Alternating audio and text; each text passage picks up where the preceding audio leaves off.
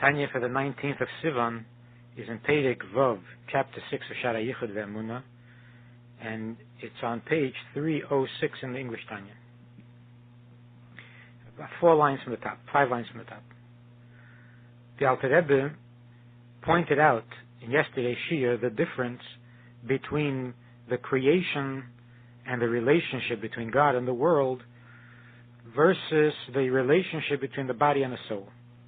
Although the soul is the ikka and the essence of the human being, and the body is merely the housing, the appendage to the neshama, so that it is of secondary significance to the neshama, it's an addition to the neshama, yet the neshama does not create the body. So as unimportant as the body may be compared to the neshama, it still has some significance of its own because it exists on its own. The soul did not create it. And even after it's created, the body lives not off the soul as much as off the food that it eats. So that it has an independent existence, and although it is of lesser significance, yet some existence it has, and therefore it may be called an appendage, an addition, an oid. Whereas the creation of the world came out of nothing. God created the world out of nothing. And therefore the world's existence relative to God's existence can't even be considered a lesser significance or an addition, because it is in fact absolute nothingness. Only God exists and nothing more.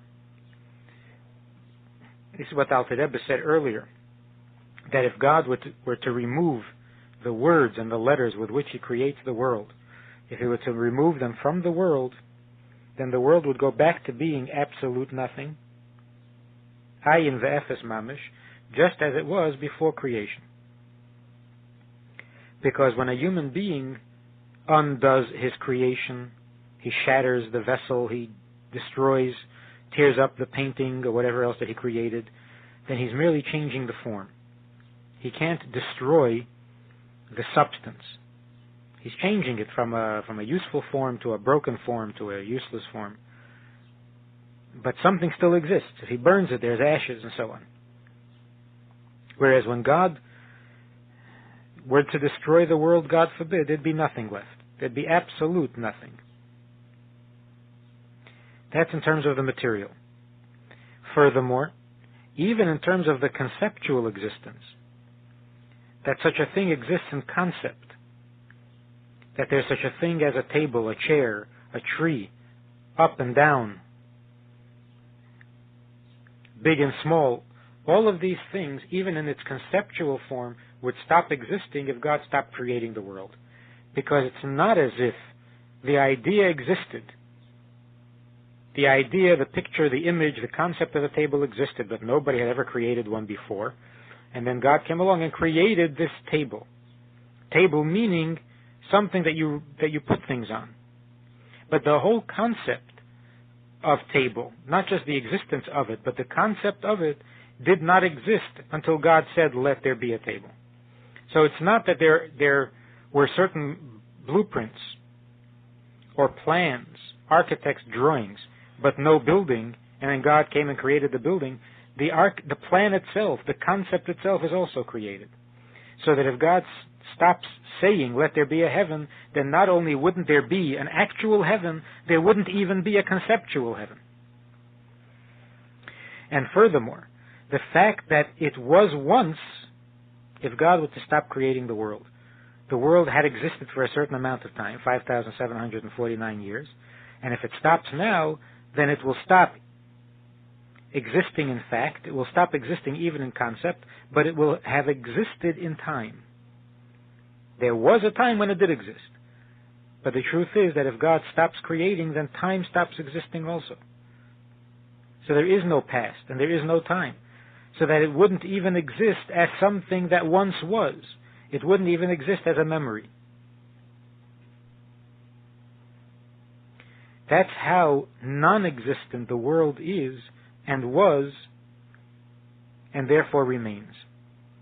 Whereas the body is not dependent on the soul for its creation, and therefore, as insignificant as it may be, it has some identity and some existence separate from the soul, because the soul is not its creator. 5 lines from the top. That's why the pasuk has to warn us that you should know today and take to heart. Knowing is one thing, and taking to heart is a much stronger term. And yet we need to take to heart, because if we don't take it to heart, our senses, our experience might mislead us. And what do we need to take to heart? It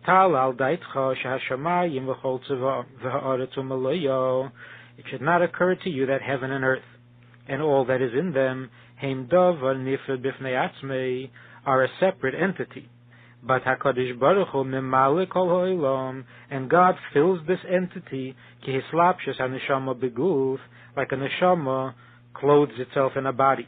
Umashpia keyach hatzemeach ba'aretz, and in clothing himself in the world, God gives the earth the ability to make things grow. V'keyach hatnua begalgalim, and the movement of the planets, God gives the planets their movement, umeniyam umanhigam kiretzeinei, and he moves them and conducts them as his will.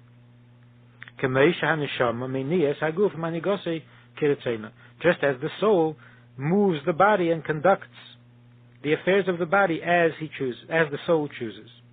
So we shouldn't make the mistake of thinking that God fills the world like a neshama fills a body, which would mean that God is the life behind the world, and he is the movement behind the world, and without him nothing can happen, without him nothing moves, no event occurs, no life takes place, no growth, and even that would be a terrible mistake, because even that is an understatement and a misunderstanding of the whole nature of God's oneness.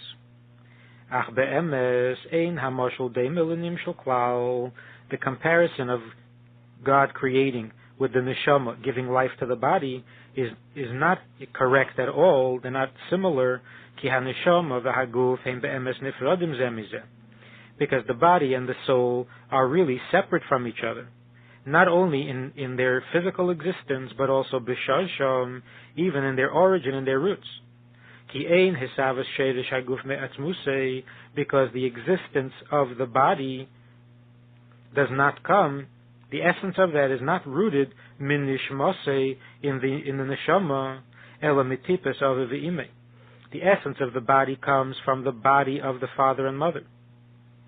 The gam achrekein, and even after the child is born, after the child is conceived, ein gidule min nishmase levado, the body, the fetus, doesn't grow and develop by virtue of the neshama alone,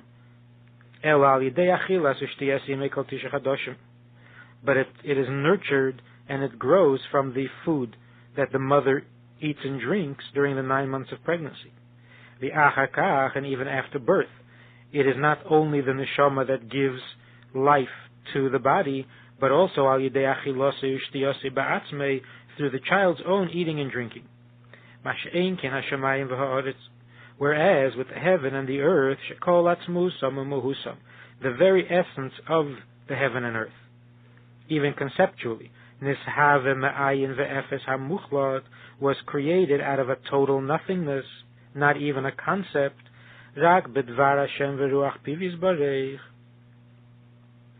It comes solely from the Word of God, and it's not something that once was, but also now the Word of God stands forever, and flows to the creation constantly, at every moment, and is constantly creating them out of nothing. As the existence of light of the sun, while it is still within the body of the sun, so that it never becomes a separate entity, and it continues to exist only by virtue of the luminary. V'im kein heim betelim be'emes b'metzias legamri legabi dvar Hashem v'ruach piv yisbarich. And therefore they are truly bottle, not just dependent or secondary or insignificant or of lesser significance, but truly bottle of no significance at all, of no existence of their own, other than an expression of God. Because the world itself is bottled to the Word of God. And the Word of God is miyuchadim b'muhusei v'atzmusei yizbarich k'mei sheyizbarich l'kamon ki b'tulei hashemesh b'shemesh, that the Word of God with which the world is created is also bottled and absorbed within God, never leaves God, and therefore, if the moked, the creative force, is nothing besides God, and the created being is totally dependent on its creative force, then it follows that the created being is totally bottled to the Eibishter.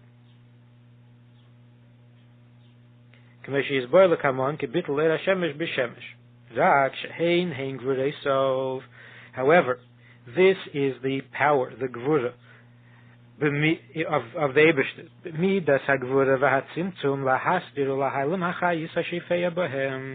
that God conceals and withholds from revealing the flow of life into the world, so that the earth, the heaven and the earth and all their hosts should appear as if they have an existence of their own. Like the example of the water that is seen through a colored glass, it presents itself colored. But even as the water presents itself in a colored form, that's only its presentation to the outside world. But in and of itself, for itself, there is no color at all. So the coloration is only for the outside.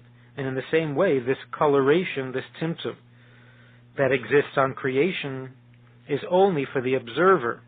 It's the way creation presents itself. It's not the way creation truly is. So the tzimtzum is only l'tachteinin. For God, there is nothing else, no other existence.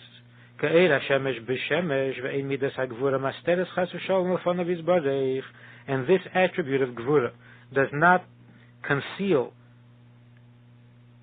from God, because it is not a separate thing. It itself, the concealment itself, is the name Elikim, and Hashem Hu Elikim. And Elikim is not separate from Hashem. As the example that's given elsewhere in Chassidus, that when a teacher uses an example in order to teach his students, so for the student, if he is wise, he sees that the example is merely an example for the nimshal. The mashal is merely a tool towards the nimshal. And so when he hears the mashal, he hears the nimshal. There's no separation and there's no concealment. If the student is not so bright, then he hears the mashal, but he doesn't see any connection or any evidence of a nimshal.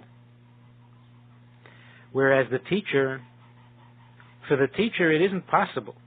It doesn't make any sense that the mashal that he gives should conceal the nimshal. Because he created the mashal, it's of him. How can his mashal conceal the nimshal from him?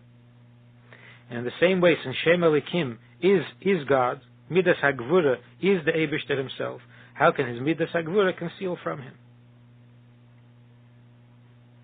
In the Hayom Yom, for the 19th of Sivan, Yutef Sivan, the Rebbe writes that B'chedesh Marchesh ben Tov Reish Yud Gimel Kova HaTzemach Tzedek, the Tzemach Tzedek established in the year 1852, Milvad HaShiyurim HaAchedim, besides all the other study programs, Shir Limud Im Azmur, a set time to study with my grandfather, the Rebbe Marash, B'chol Yom Shtei Shoyis Umechza, every day 2.5 hours. B'cherif Maschil Misho HaAsiris Laila, during the winter, these 2.5 hours began at 10 o'clock at night. Ubekayitz Misho HaRevi'is Lifnes Beker. And in the summer, he would study at 4 o'clock in the morning. Shtei shonim haya halimud. This study went on for 2 years, and it consisted of Kabbalah in Biyurei Hasidus, Kabbalah with the explanation of Hasidus. Achaz man zeh, after this period of time, ad Elul Tov Reish Tev Zayin, until Elul of 1856, She'oz Nifsak Hashir, at which time this study session was interrupted, Lomdu Sifrei Mechker. So during that time, they studied in those 2.5 hours philosophical works. Epsad Yigon, Meir Nevuchim, Ikorim, Kuzri, Ve'ed, Al-Pi, Teiras Achsidus. The Tzemach Tzedek taught all of these. The writings of Epsad Yigon, the Meir Nevuchim, the Ikorim, and the Kuzri, all of it according to Chassidus.